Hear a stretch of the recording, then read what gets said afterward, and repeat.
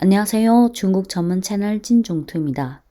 2024년 4월 제닛 옐런 미 재무장관 방중시 과잉 생산 관련 발언과 관련해 4월 9일 홍콩 사우스모닝 차이나 포스트의 논평 한 편을 공유하겠습니다.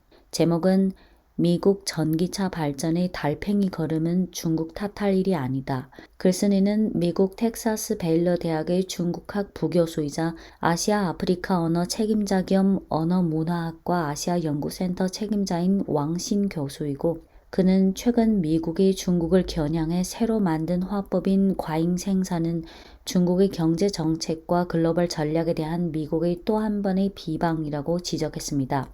네, 제목. 미국 전기차 발전의 달팽이 걸음은 중국 탓할 일이 아니다.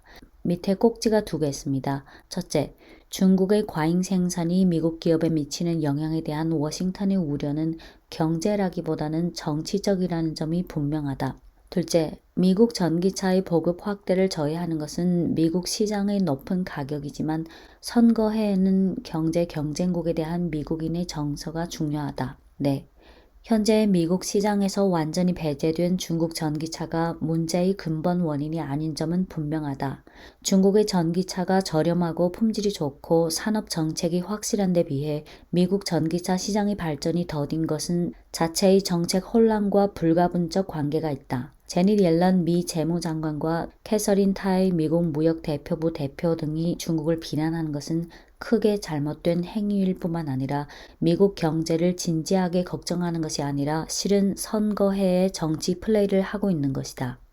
미국의 보호주의적 방식과 달리 중국의 전기차 산업 전략은 보다 포괄적이고 편협한 기업 및 정치적 이해관계에 섞지 않았고, 게다가 기타 나라에도 유익한 영향을 미쳤다. 반면 미국을 보면 20세기 80년대에 일본의 자동차 산업을 억압하기 위해 과잉 생산이라는 핑계를 사용했고, 이제는 또 그 낡은 수법을 되풀이하고 있는데, 이는 굴기하는 경제체와의 경쟁에 직면했을 때 미국의 편협한 심리 상태를 재차 폭로했다.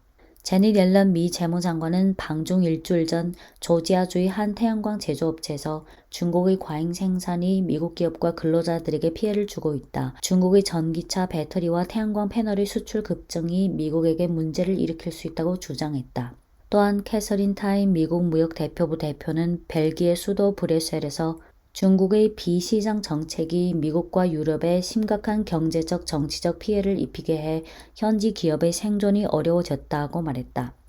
미국이 이른바 과잉 생산과 전기차 시장이 아직 광범위하다는 문제와 혼동하는 것은 대단한 잘못이다. 현재 중국 전기차가 미국 시장에서 완전히 배제된 상황을 감안하면 미국 시장에서 가격이 높은 차를 만드는 난국의 근본 원인은 중국의 과잉 생산이 아니다. 2023년 미국 자동차 신차 판매에서 전기차가 차지하는 비중은 7.6%에 불과했다. 미국에서 신규 전기차의 평균 가격은 약 5만 달러이며 이를 감당할 수 없는 미국 소비자들은 선택의 폭이 좁다. 한편 중국 최대 전기차 제조사인 BYD는 10,000달러 미만의 초소형 갈매기 모델을 공개했다. 중국은 오랜 기간 동안 대기 오염 방지와 탄소 배출 감소를 위해 전기차 발전을 정책의 중심으로 삼아왔고, 주요 시장은 계속 내수 시장이었다. 중국 전기차 산업이 급속도로 발전했음에도 불구하고 중국 자동차 시장에서 전기차가 차지하는 비중은 10% 미만이라서 중국 전기차 시장 자체가 아주 방대하다.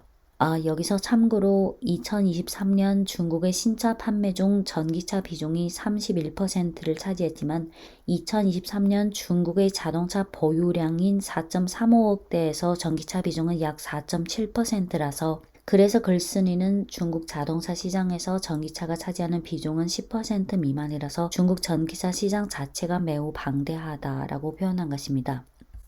중국에 비해 미국은 전기차 인프라 목표를 달성하는 데 있어서도 한참 뒤처져 있다. 조 바이든 미 대통령이 2030년까지 전기차 충전소를 50만 개 건설하겠다고 공약했고 75억 달러의 투자 자금을 승인했다. 75억 달러는 2만 개의 충전대 또는 5천 개의 충전소를 건설할 수 있는 금액이지만 관련 법안 발의 이후 2년 넘게 지났음에도 불구하고 실제로 건설된 충전소는 7개에 불과했다. 분명히 말하지만 미국의 전기차 보급이 완만한 것은 중국과 아예 무관하다. 미국의 친공화당주와 화석연료 기업들은 줄곧 전기차 발전을 반대해왔고 바이든의 재선을 지지하는 민주당 핵심 세력인 전미 자동차 노조도 전기차로의 전환에 대해 심각한 우려를 표했다. 제닛 옐런과 캐서린 타이의 발언은 미국 경제에 대해 진지하게 우려하는 것이 아니라 지금과 같은 선거해엔 전적으로 정치 플레이를 위한 행위다. 중국이 타국 경제를 손상하고 있다는 미국의 논조도 전혀 근거가 없고 미국은 중국이 다른 나라, 특히 글로벌 사우스에 어떤 유익한 영향을 미치는지 인식하지 못하고 있다. 중국이 라틴 아메리카, 아프리카, 동남아 및 중동 등 지역에서 가성비 좋은 솔루션을 제공한 동시에 기술 혁신을 촉진했기 때문에 이들 국가들은 인프라 건설을 강화할 수 있게 됐다. 인도네시아의 자카르타 반둥 고속철도가 바로 가장 좋은 증명 사례다. 미국은 이른바 불공정 경쟁이라는 비난을 내세울 때 중국 전기차의 성공이 다방면의 정책 지원에서 비롯된 것이라는 걸 제대로 이해할 필요가 있으며 미국의 보호주의 입장과 달리 중국의 전기차 전략은 보다 포괄적이었고 우선적으로 고려한 것은 전체 산업의 발전이지 편협한 기업 및 정치적 이익이 아니었다는 점을 제대로 이해해야 한다. 중국은 국가 정책에 있어서 완전한 전기차 공급망을 구축하기 위한 하나의 생태계를 조성하는 데 취지를 두고 있다. 과거 역사를 돌이켜보면 미국은 20세기 80년대에 과잉 생산에 대해 우려를 느낀 적이 있다. 당시 자동차 산업에서 경쟁이 있었고 미국과 일본의 무역 관계가 매우 긴장한 상황이었다. 지금 미국은 중국이 경제 분야에서 거둔 실천 성과에 똑같은 라벨을 붙였고 이는 미국이 굴기한 경제체를 직면했을 때의 심리 상태와 중국의 국내 정책과 글로벌 상호작용에 대한 편협한 이해를 반영했다. 정치적 색채의 발언은 긴장을 악화시킬 뿐이고 양국 관계를 회복하고 건전한 비즈니스 관계를 증진하고자 하는 노력을 방해할 뿐이다. 분열적인 화법에서 벗어나 중국과의 협력을 촉진하고 중국의 기여를 인정하는 방향으로 나아가는 것은 건설적인 대화와 상호 이해를 위한 길을 열 수 있다.